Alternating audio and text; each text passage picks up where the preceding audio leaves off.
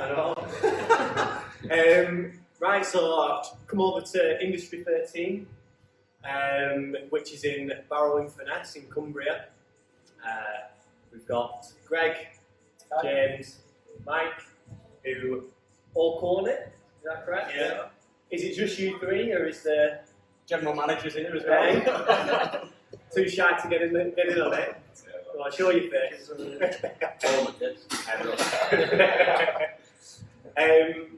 So I just wanted to kind of, come up here and see how these boys are getting on. They opened this gym earlier on in the year, at the beginning of this year.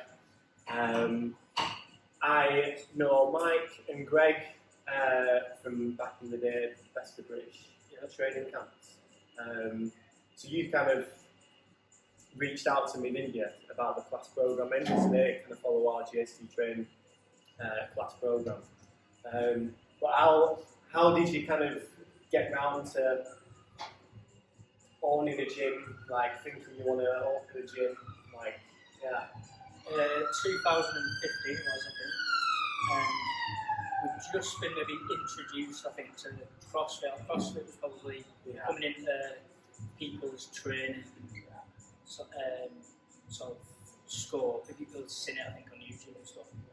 And at the time, we were a typical corporation, global gyms, DW at the time, and a few of us were trying it out there, obviously struggling. You've got like hexagonal plates and jumping over people doing dumbbell curls and squat racks and stuff like that. So it was something we'd all been like quite passionate about, a few of us, and trying to do it.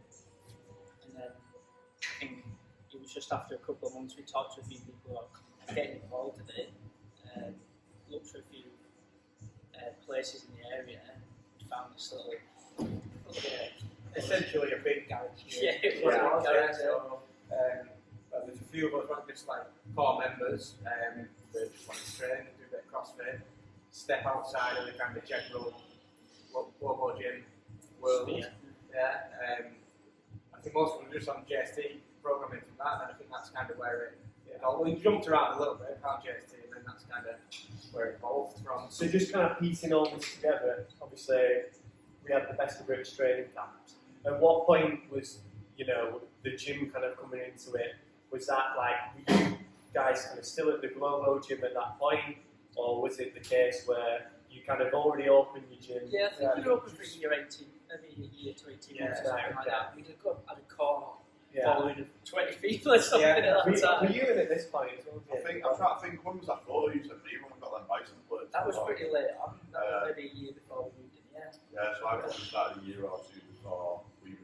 Yeah. So were you at the gym as well, or what were you doing at in the earlier days? In the early days, I was just in DW, like 5 sets of 5 squats and stuff like that, all the usual stuff. And then I remember Rob, who's one of the core members, said to me, "You need to come down." He was pestering me in work. I used to sit next to him, and then when I just went down, it's like everybody start and you just get hooked. And that was it then. So I think it was maybe a year in, something like that, we'd seen obviously what you used to do down at JC, but we're going to have a go at that. Probably the worst idea. That was like a big exposure. I don't think we opened us out, Mike, and we got there and we did 2 lots of 10-minute max RPM on that. I was ready to jump out. Like 2 minutes in, I was like, oh, I'm ready to die. 10 minutes, we're like, right, 5 minutes rest, and we're going again. So we did 90-second sprints again. It was good, but that was an eye-opener, I think. That was it. Oh, yeah. So just picking up on that a little bit, like, why is it you kind of guys wanted to come on those camps? Because obviously, like, there's a bit of a step from, see on YouTube, you start watching it, you kind of open your own gym, you're carrying on doing bits, you want to look good still. Like, obviously, I'm guessing you came because you wanted to, get better at CrossFit. But were you competitive, or what was the practice? It's just like, for me, that was getting more exposure. And obviously, learning, we were trying to learn as much as we could at the time. We'd been on the level of the CrossFit course, we've done the weightlifting courses, we just want to get exposed to more rounded athletes again. Yeah. I think it was from kind of a personal point of view as well, so like learning CrossFit, getting more competitive that way, but also learning some more coaching skills, because we were coaches, but we hadn't had, apart from like the CrossFit, we hadn't been to many other gyms, learned different styles, picked up on things like that. So I think it was from a personal and a business perspective. Because on that note, so I know for me as an athlete, like in and around that time, it was I've had this similar conversation where I was obviously picking up some stuff from like Steve and John, as well as we were getting like Cam Nickel and Nathan Berry who does some gymnastics stuff, and it's like, right, being coached this, and then I'm having to put into classes and coach it as well, so you kind of learn it kind of two ways, because you kind of learn it from someone else and you're like trying to pick it up yourself, and then you've got to try and implement it in classes, which I think is it's at the point now where probably a lot less people are doing that. I feel like, I don't know about what you guys think, but I feel like people are kind of doing less courses and training camps, maybe. Learning from experience. Yeah. Because everyone's different, are they? And everyone learns differently. And going through experience, like quite a few years now, haven't we, where you learn how people learn. Yeah. And you come through those scenarios more and more often, and you adapt to those scenarios. So I think learning from experience has taught us a lot more than going to courses and jumping through those hoops. Because my big thing, like, I'd say I'm a copycat. Yeah, So whatever I've learned, like, so when I was at uni, like, I learned off a weightlifter, you know, I copy his style, and then I watched hot videos, and then I copied his style and kind of merged the two together. And it's like, right, from Cam Nickel, I learned this, like, I'm going to copy what he taught me, and then apply that. I feel like as long as you're confident in who is, you know, teaching it you.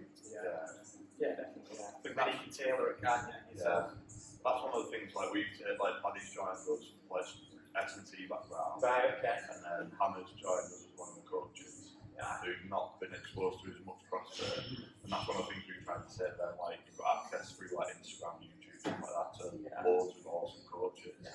Like learn off that and be confident in what you deliver, and that's what I think we do.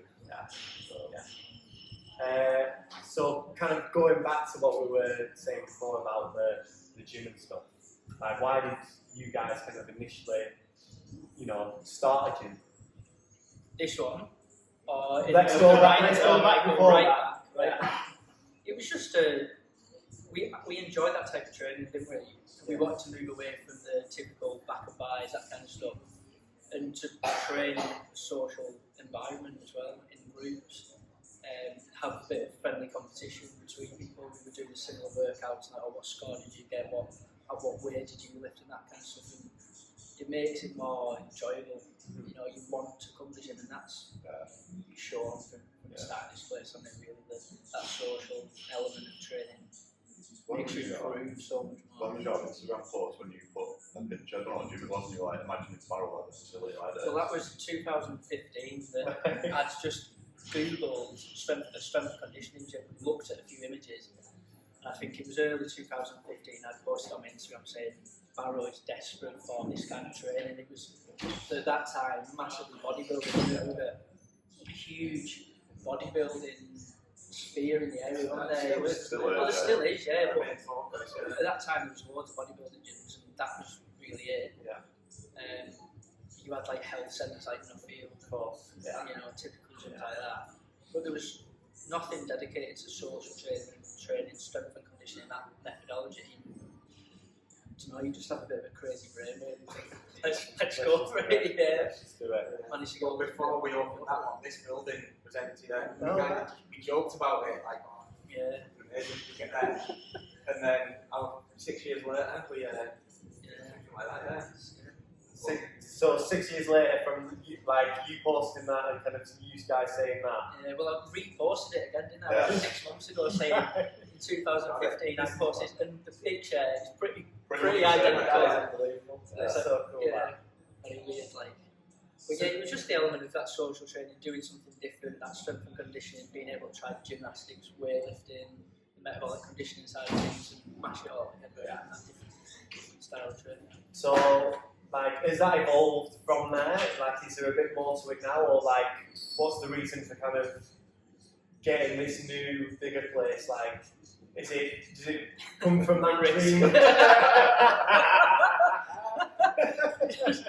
Well, that definitely did. And then remember I'd trained there for ages, and then I'd lived down in like Portsmouth for a bit, training box down there, lived in Manchester, been a trainer for a couple of years, and then moved back.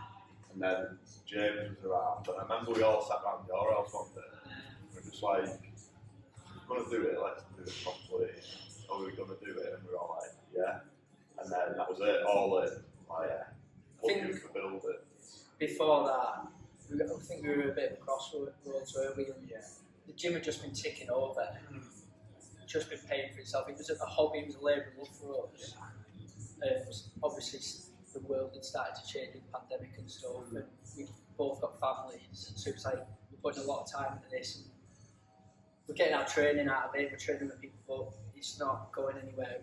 I think we were close on the cusp of just like, we can't carry on doing this. Yeah. So it was going to be, we're going to go for it like, we're probably going to fold, And we went, luckily, we went all in and took the risk. Big risk, big leap of faith. But like you say, I feel like you've got to have the balls and you've got to have that courage to take the risk to make something like this happen. It's the risk but the reward as well. It's that side of it. Yeah. I mean, like I walked in and I was literally like, whoa. Like, I've seen on photos, pictures of it, but it's not until you walk in, it's literally like, it's a class gym. You walk in, you got a cafe, you walk through the cafe, you're into the gym. The gym's like, it's a good, clean, big space. And it's just awesome to see what you've, pulled together after, like you said, 5-6 years ago. Like I can remember watching, videos of you guys, and it literally looked like, a garage. You know what I mean? It was tiny. I think I said a few people, it's took us 5 or 6 years to be an overnight success. It's like, it doesn't just happen, it takes a lot of groundwork, foundation work. But I think the appetite for CrossFit from when we opened that one to when we opened this had changed well. There's a lot more exposure in the UK. And like we talked about before, there's a lot of competitions about the moment, different various levels of competition, so everyone can get involved. It's not just the elite that you kind of see on Instagram all the time.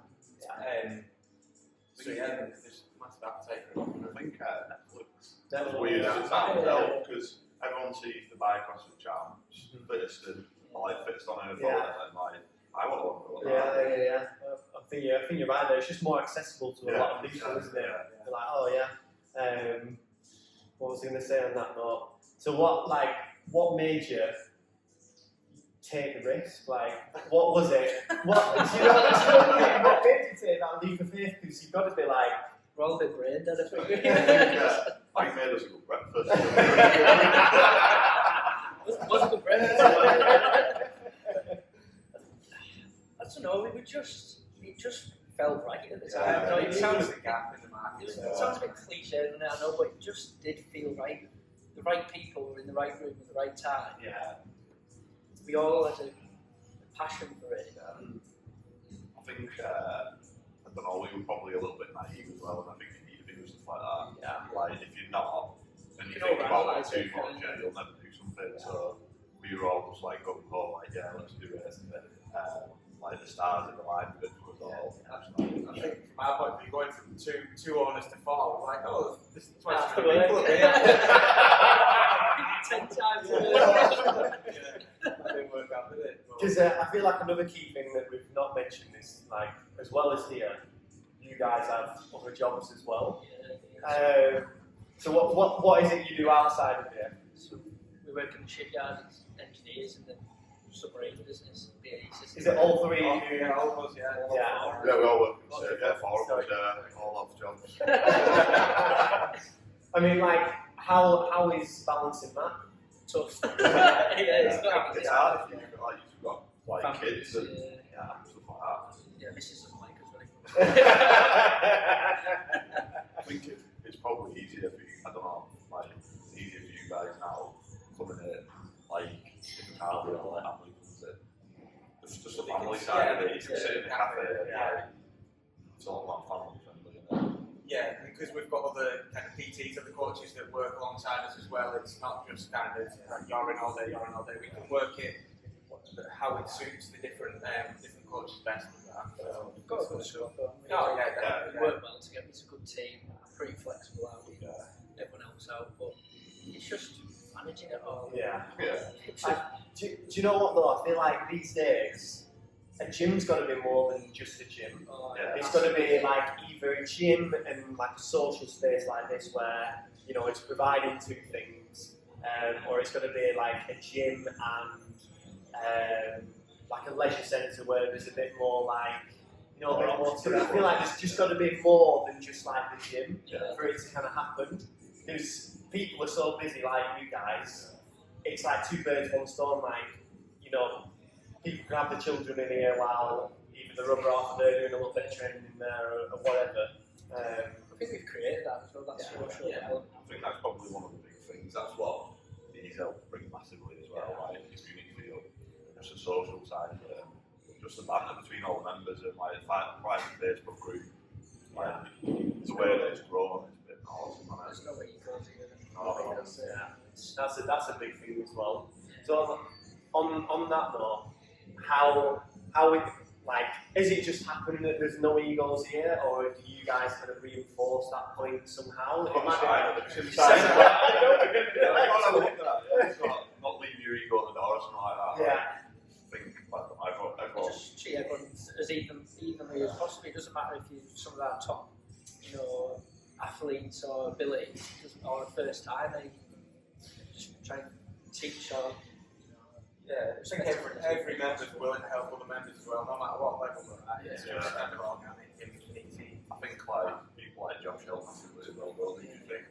Josh is probably the top athlete here, and he's more willing than most to spend time to like help someone with a bad slip or and everyone just becomes dead approachable and everyone sort of follows like examples. It's really good that, and it's like really special because to be, which I'm finding out now, because obviously we just got moved to that new space in Wigan, like to create a good culture and for everyone to be on the same page and wanting to help each other, there's a little bit more to it than it just kind of happening. Yeah. Like you've got to reinforce that through like your behaviours and how you're coaching, and like you say, if it's, you know, everyone's treated the same, or like I said with Josh, kind of helping, you know, the other members and stuff, like I feel like it's really important staying grounded.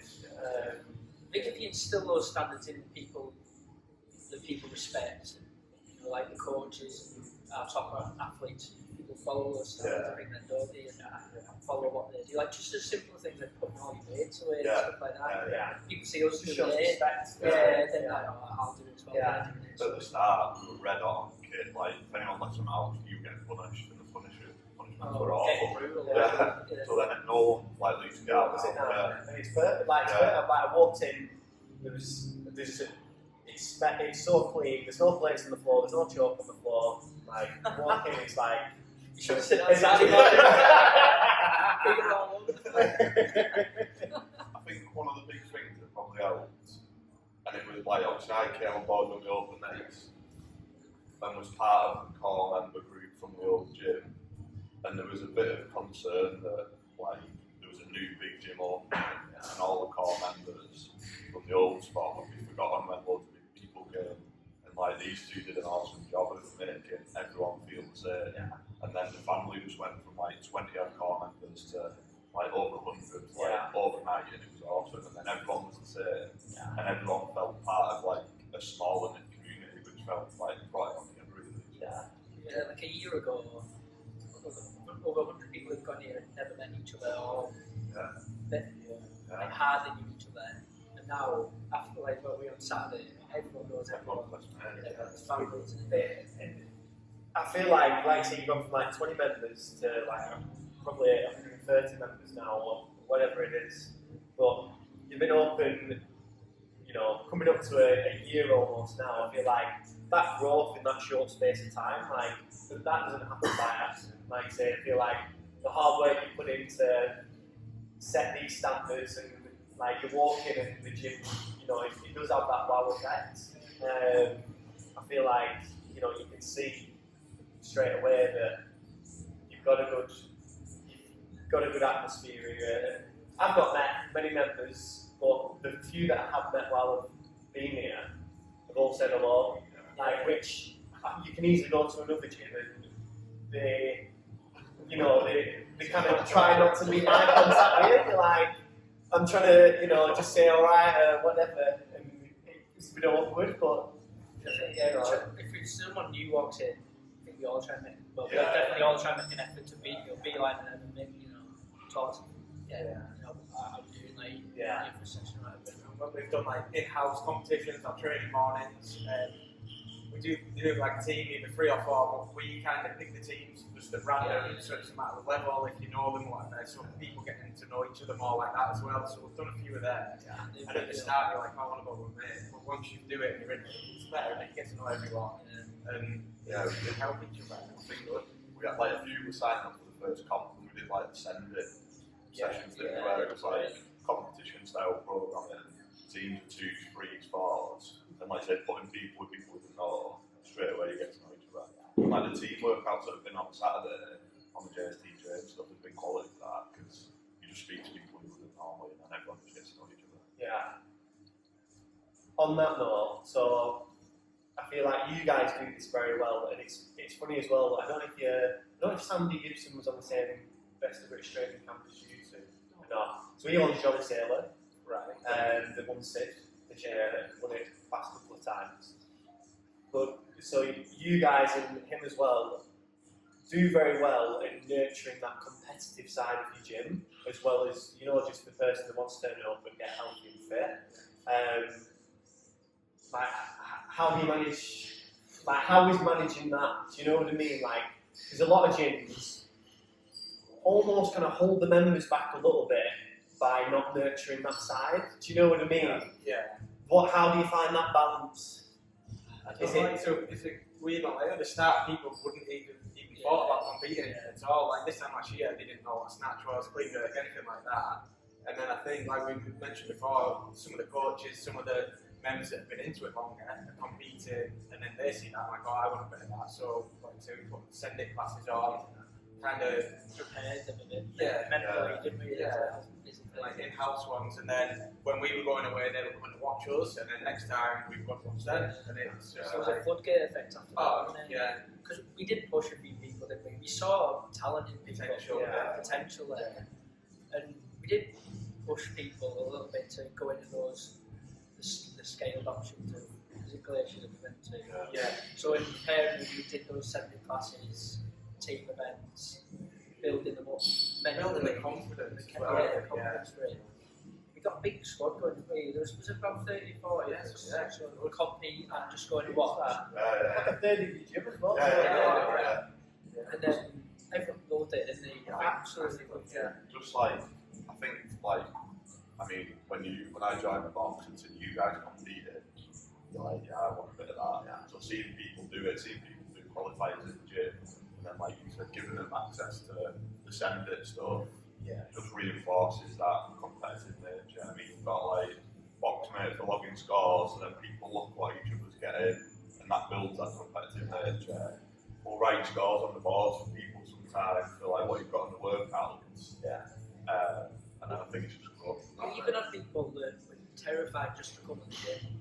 Like the anxiety levels of coming to group training, different type of training.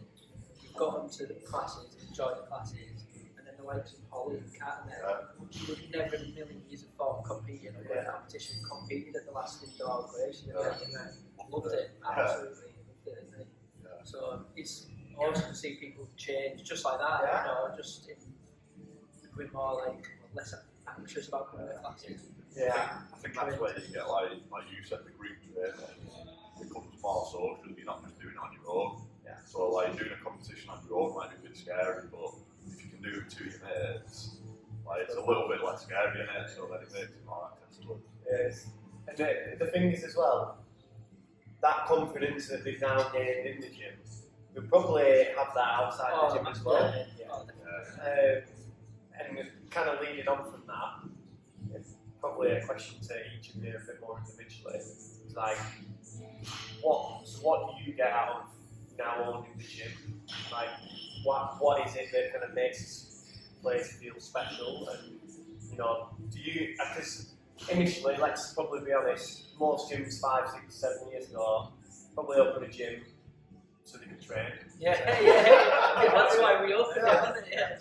Whereas now, like I say, we've opened this place, I feel like it feels like it's evolved and you kind of have this, where you're helping people get a bit more of a kick out of that probably as well. Yeah, that's definitely what we get out of it more now. The amount of messages we get from people saying, thanks very much for helping us get to this level or helping us do this. We've got people that have never touched a barbell before. We've got massive untapped talent only for weightlifting. A couple of people have got unbelievable lifting technique only from just doing it in like a 6-month window. Keep on people messaging saying, it's amazing what you create and what you do for us and the time and everything for us. And that's definitely what me personally I get out of it now.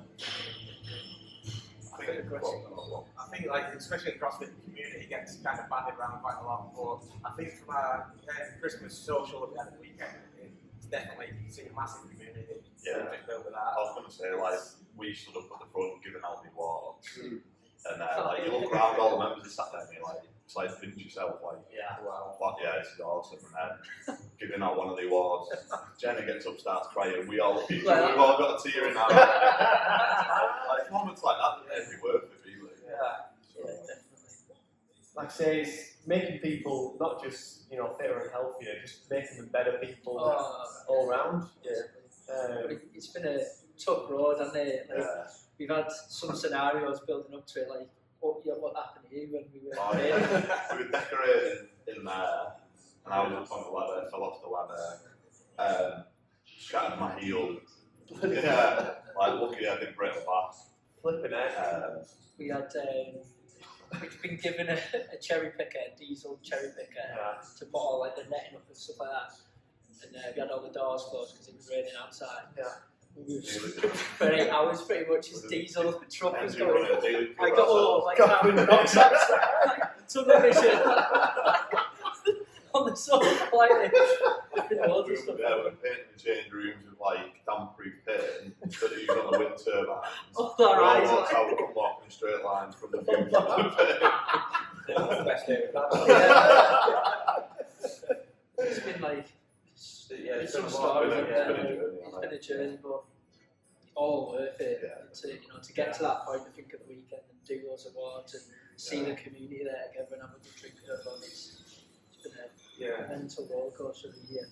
I think the other thing for me is like normally you go to the gym and you go in like normal gym, just put your headphones on, don't speak to anyone, do your stuff and get out.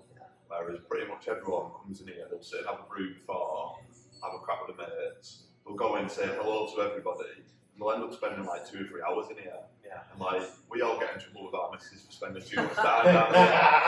And it's like, but then they'll come down and they're like, I see why you're doing it now, because you can't not speak to people and like just sit and just like have a good time with you. It's infectious, isn't it? This is why I feel like having this part of the gym here as well is really important, because like I say, it offers that space for people to be able to have conversations, and obviously people can get it out a little bit more so that when you're coaching classes, you can actually do your job as a coach as well. And it's like, right, we switch on a little bit more here and we can, get done what you need to do as a coach as well. I think you get to know the members better as well. Because you get to know like not just about what they're doing in the gym, but like how the stuff outside their life, which you get to know the person. It's more important, I think. And you might not go as hard on them in a class because you know someone's outside. Or like just I don't know, you connect with people better when you have those conversations. And again, it's super important, like just to know those little things, and it could be like you can just tell without the looking that on this day they're not feeling good because this is probably happening in the background. It's super important. I feel like again a lot of coaches that I've come across in the past, they kind of put that to one side of like my job is coaching, like you will do this, you will do exactly what I say, and they don't give them any flexibility, but because they don't give them that flexibility, it's not that empathy there, and again, members are less likely to buy in and probably not stick around. So we've said to everyone like it is a family, and everyone that joins is like part of the family. I think all the members then embrace that and they treat it that the same, so they all look after each other as well. So, how do you see the gym evolving from where it is now, or what's like the next? Is there something else in the pipeline, or is there something else you'd like to bring in or do? I don't know. Is there any thoughts there? Are you pretty happy with what you've got now? Visiting. Just walking about it, but yeah, we've also put mezzanine and we've got height for it. Yeah. It's like we said before, to the rest of the CrossFit kids and stuff like that. To be able to offer that, because obviously so many of our members have kids and things, and being able to offer that side would be amazing. So many ideas, isn't there? See you later. Just putting them into actions. I think the other thing, like we've got the Raiders, Barrow Raiders down here, and like quite a lot of teams have asked us to do team stuff. So being able to help teams in the community is a big thing that we're. There's the hockey team as well. Yeah, we sponsored a hockey team, sponsored a netball team, sponsored a football team. Yeah, Raiders come down. So again, you know, by showing that bit of, you know, like here's a helping hand. Again, it's more likely going to, you know, come back and give you a helping hand back, isn't it? Whether it's a couple of them joining or, you know, getting involved. It's funny you said about the mezzanine as well. So my wife Hannah follows a gym in Oldham, and it's in this old like mill, and literally it's like the main bits that was initially the gym, but now they've got an area where it's like a kids play area. So when they're doing the classes, like the kids can, someone's watching them, they can play, do whatever, not worry about it. They have like the big kind of DJ social nights in there. It's literally like everything under one roof. And I feel like for a local gym just based in Oldham, he's got a ridiculous amount of followers. It's like over 50,000 followers. You know what I mean? Just from, you know, kind of having everything in inverted commas under one roof. As Peter Kay says. So. I mean, what is the next stage? It's something I think we need to sit down in the new year and discuss together, isn't it? I mean, like I said, like the guys from Fell came down, and it'd be awesome to do something a bit more like wider than just a gym, like fittest in the lakes, or like District Town, Northern Warrior, all those guys that go up scores. Argo as well, and just try and tie something with all the gyms and like the gym community in the Northwest as well. And like in the lakes rather than. He dropped me a message actually, the guy from Argo. I can't remember his name for the life of me, but. But like I say, that I do feel like it's getting to the point now where a lot of boxes through the UK are starting to develop this. You know, they've got a great kind of gym atmosphere. It's how can we then make that a bit bigger? It's like what we were saying before about like regional competitions in the UK, something like that. And having a network of that would be awesome. And then it's that like feeder, isn't it, for people that want to see a route to like the games or whatever. If someone walks in the gym at 17 or younger and is like, how do I get to the games? You've got a network of regional competitions, like training camps, then national level comps, and then like that's a clear definitely. Which they've got in football or whatever, but they haven't got in CrossFit. Because I feel like the barrier at the moment for like younger people that want to get into CrossFit is there's just not really the opportunities there. Whether it's like if we're thinking about teens, how many, like we said before, how many gyms are doing teen classes at the moment or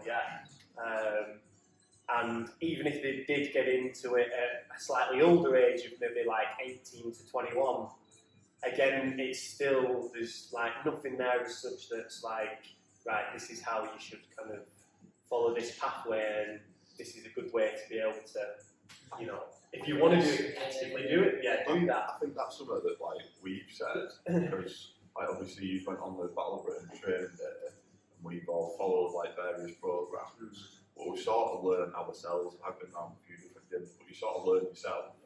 And we've said some of the lads and the lasses that have come in here in 6 months, like you said, how much progress they made.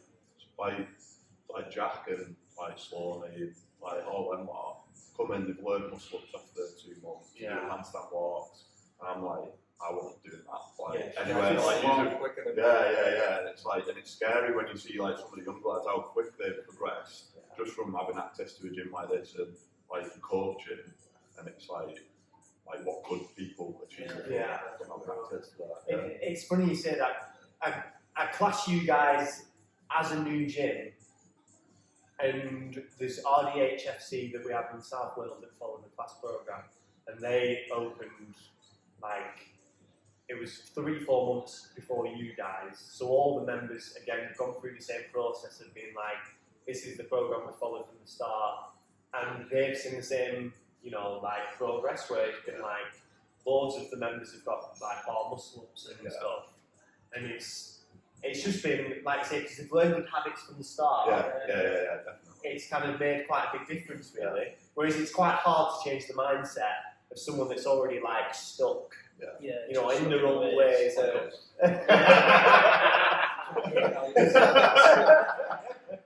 So they're looking at, we've been through 5 years of doing it wrong, really. So they're learning from our mistakes. But those mistakes have got to be made, don't they, to learn the lessons to then. No wonder my back's absolutely. But yeah, it's parabolic, isn't it? Like where people come from and to where they are now. You know, it's unbelievable. It'll be interesting to see, like, I mean, there's some lads that play football to a decent standard, semi-pro and whatever, and they're all like, how do we just jack football? And like, I mean, some of them, if they did fall, they'd be scary. Some of the times they put up on some of the workouts. Can't go into play, constantly going. It's similar, like, so down at Blitz, Jamie, Boston, we write programming together. He gets like loads of rowers in there that are just like unbelievable engines. They took 5 minutes to actually learn gymnastics. And they like sit. Where me and Steve have been joking like, oh, if any of these rugby league lads drop out in Wigan, like let's get And it's again same in South Wales, like loads of lads play rugby union, but a lot of them don't make it. And at the British Team Championships that was in September, there's quite a few, you know, girls and lads that have played rugby union but went to there as well, and you can see that, you know, if they were learning how to kind of move better, you can see they've got the engine to to do it. But yeah, just gotta make sure you've got your core team like you guys that, you know how to coach, but also create a culture like, you know, day to day. So yeah, cool. I feel like let's wrap it up there. Time for I hope this is actually recorded. You had one job. Cool. I'm halfway through. I'll do it again. No, thanks, guys. Cheers. Thank you.